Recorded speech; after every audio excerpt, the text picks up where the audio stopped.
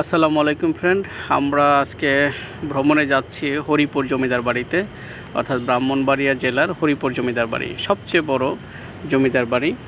তো জমিদার বাড়ি যাওয়ার জন্য আমরা সাতবর্গ থেকে একটি অটোরিকশার ব্যবস্থা করতে চাচ্ছি এবং তার সাথে কথোপকথন করে আমরা হরিপুর জমিদার বাড়ির উদ্দেশ্যে রওনা দিলাম। অর্থাৎ হরিপুর বাজার হয়ে তারপর হচ্ছে বড় বাড়ি বলা হয়, মূলত হচ্ছে সবাই এখানকার চিনে হচ্ছে বড় বাড়ি নামেই।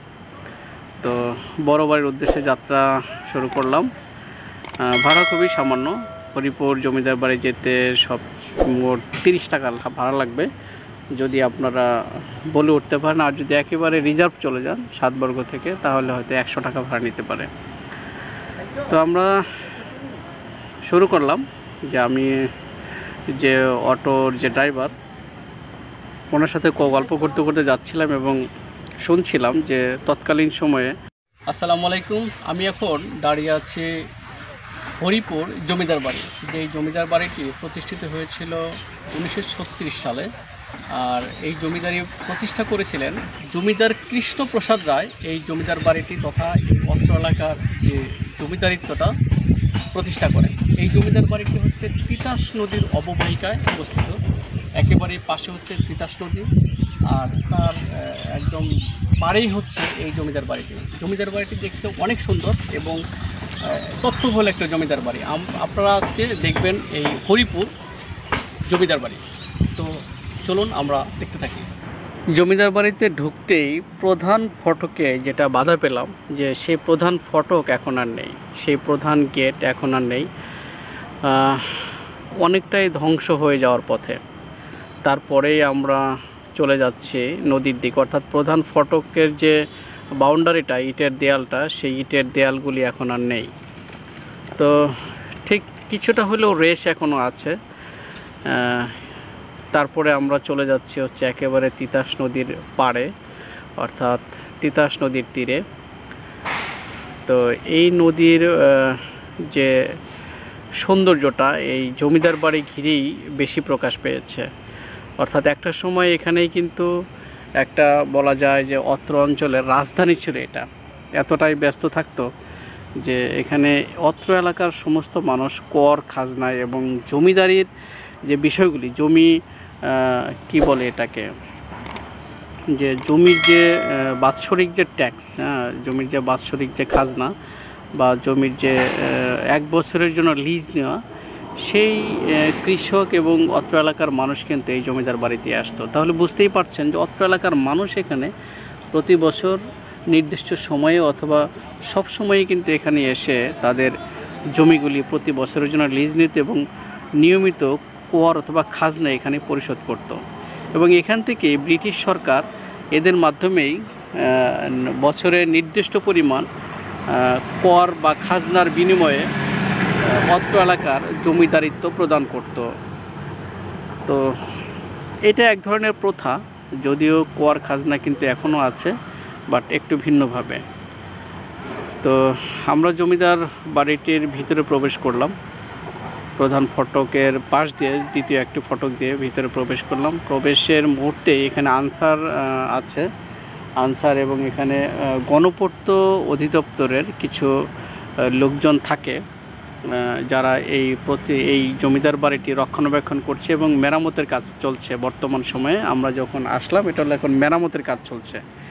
সময়টা হলো জুন মাসের দিকে, 2024 সাল, জুন 2024 সাল। এটা ভিডিওটা আপনারা যখন দেখবেন হয়তো বা অনেক পরে অথবা অনেক দিন পরে হয়তো দেখতে পাবেন। আসলে এই জমিদার বাড়ি সম্পর্কে বিস্তারিত আলোচনা করাটা খুব কঠিন এবং এতটাই বড় জমিদার বাড়ি, এখানে আপনি ঘুরতে গেলেও মোটামুটি 7-8 ঘন্টা লেগে যাবে আপনি প্রপার যদি ঘুরতে চান। আর এই জমিদার বাড়ি সম্পর্কে তেমন কোনো তথ্য মানে লিপিবদ্ধ আকারে পাওয়া যায়নি, যা পাওয়া গেছে ইন্টারনেট থেকে। তবে কিছু জিনিস যেগুলি স্থানীয় লোকদের মাধ্যমে জানা গেছে। তো এই যে আর কিছু বাস্তব দৃশ্য থেকে, যেমন এটা হচ্ছে মন্দির, আর এটা হচ্ছে কাছারি ঘরটর, আর এই যে জায়গাগুলি যেটা দেখা যায় যেগুলো বিভিন্ন ঘর, অর্থাৎ মানে এই মন্দিরের ভিতরেই কিন্তু এখানে সম্ভবত এখানে মনসা মন্দির বা নাগ মন্দির হয়তো বা থাকতে পারতো, এবং কিছু দৃশ্য যেগুলো আপনারা দেখলে হয়তো বুঝতে পারবেন বা ধারণা করা হচ্ছে এটা একটা নাগ মন্দির ছিল। দেখেন এখানে সাপের মানে কি বলে পটের আকৃতি কিছু খোদাই করা কিছু দৃশ্য। আর দেখেন যে আমার কাছে সবচেয়ে বেশি অবাক লাগছে যে এই 300 বছরের পুরনো আজকে পোড়ামাটি দিয়ে তৈরি এই চুন সুরকি, হ্যাঁ, পোড়ামাটির ইট এবং চুন সুরকি দিয়ে এই বিল্ডিংগুলি এখনও দাঁড়িয়ে আছে, এবং সেখানে তেমন কোনো স্টিলের রড ব্যবহার করা হয়নি। মানে জায়গাটা দেখে মনে হচ্ছে একেবারে ভূতের অবস্থা। এখানে যেভাবে দেখছি জমিদার বাড়িটি আজ থেকে প্রায় 300 বছরের কাছাকাছি, এই সেই কারুকাজ মণ্ডিত প্লেস এখনও দেখেন কি সুন্দর, মানে একেবারে নকশা করা, খোদাই করা, নকশা করা, যেগুলো একটা ডিজাইনের মধ্যে হয়েছে। দেখেন আসলে এগুলি দেখলে না আর একটা ভূতের অবস্থা মনে হয়। বাট এই জায়গাতে একসময় উপাসনা হতো। এখানে মন্দির ঘর, পিছনে মন্দির ঘরের জন্য ফাঁকা জায়গা, এইখানেই হয়তো হচ্ছে পূজা অর্চনা। ভিডিওতে যেমনটি বলেছিলাম যে খোদাই করা যে ডিজাইনগুলি, অর্থাৎ যে পিলারের যে ডিজাইনটা দেখে মনে হচ্ছে এটা মনসা দেবীর একটি মন্দির ছিল, এবং এখানে দেবী মনসার হয়তো পূজা হতো। তো আমি এখন দাঁড়িয়ে আছি হচ্ছে জমিদার কৃষ্ণপ্রসাদ রায়ের যেখানে হচ্ছে মন্দির ছিল, উপাসনালয়। এখানে পূজা অর্চনা হতো, সেই মন্দিরে দাঁড়িয়ে আছে। এই মন্দিরটা আমার কাছে যেটা মনে হচ্ছে, এই মন্দিরের যে আকার আকৃতি বা বাহ্যিক দৃষ্টিকোণ থেকে যে শৈল্পিক কারুকার্যটা, এটা মনে হচ্ছে এটা একটা কালী মন্দির, এটা একটা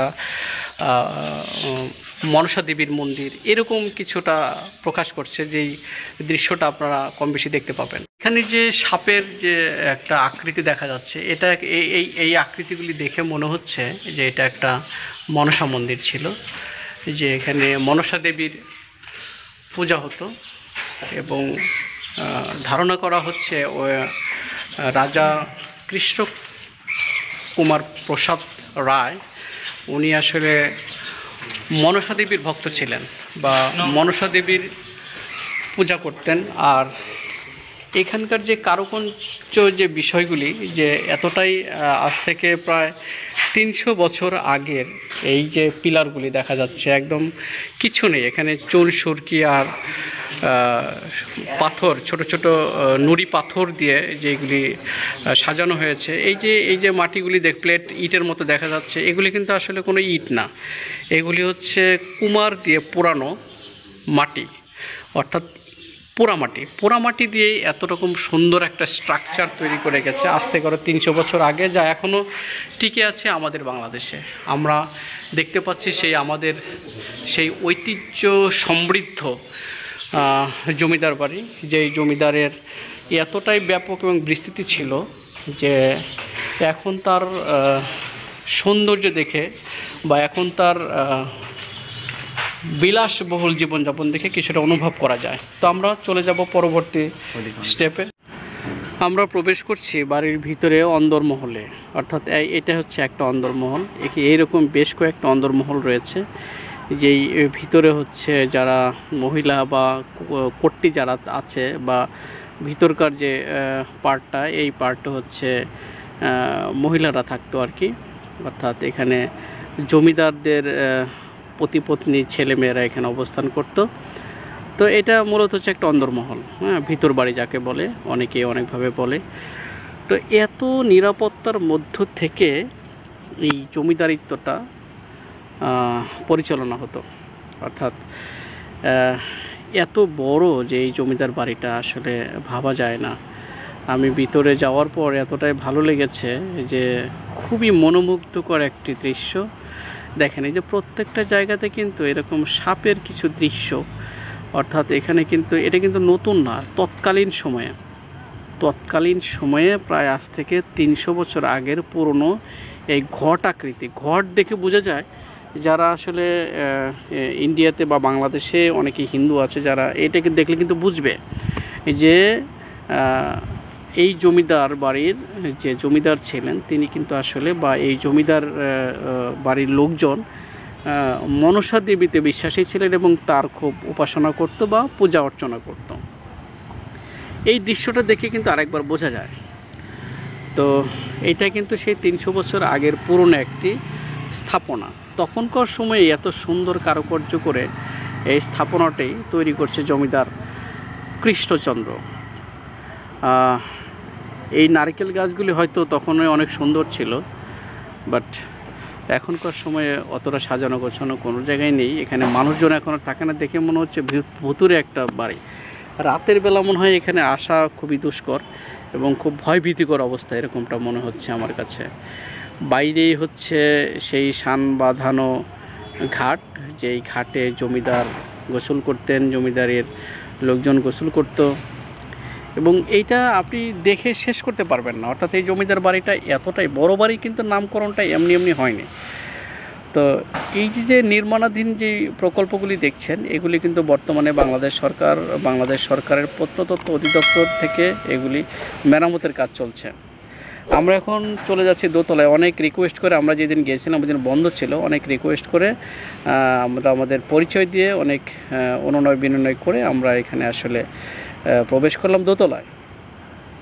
যদিও এখন অন্য দিনগুলিতে যদি খোলা থাকে তাহলে হয়তো কোনো টিকিট কোনো কিছু দরকার হয় না। তো দোতলা থেকে দেখলে কিন্তু জমিদার বাড়িটি দেখে মনে হচ্ছে আসলে, মানে আমি এটাকে ভাষায় যে প্রকাশ করবো এটা দেখতে কেমন, এটা কেমন কি, এটা আসলে আমার মানে প্রকাশ করতে পারছি না। আসলেও খুব সুন্দর একটা প্লেস।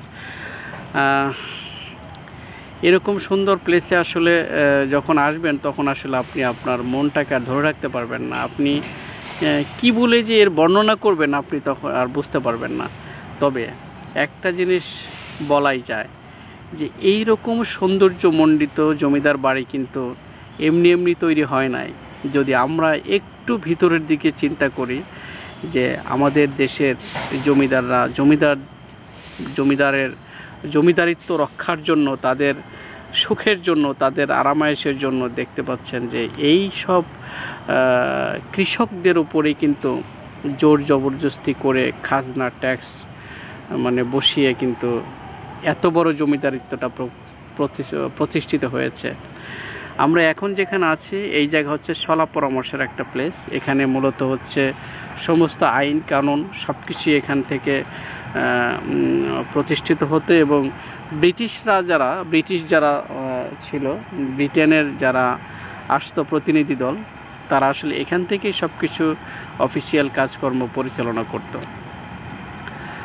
তো আর যে জমিদার বাড়ির যে মাঝখানের যে পার্টটা, এই জায়গাটা ছিল, যে এখন যে জায়গাটা দেখতে পাচ্ছেন, এই জায়গাটা মূলত ছিল হচ্ছে নাচের একটা প্লেস। সন্ধ্যা হলে এখানে নাচের আসর বসতো, এবং প্রতিদিন সেই মন্দিরের সামনেই কিন্তু মনসা দেবীর নাচ হতো, এবং সেই নাচ উপভোগ করত আমাদের যারা জমিদারির বংশধর, জমিদার যারা, তারাই এই নাচ কিন্তু উপভোগ করতো।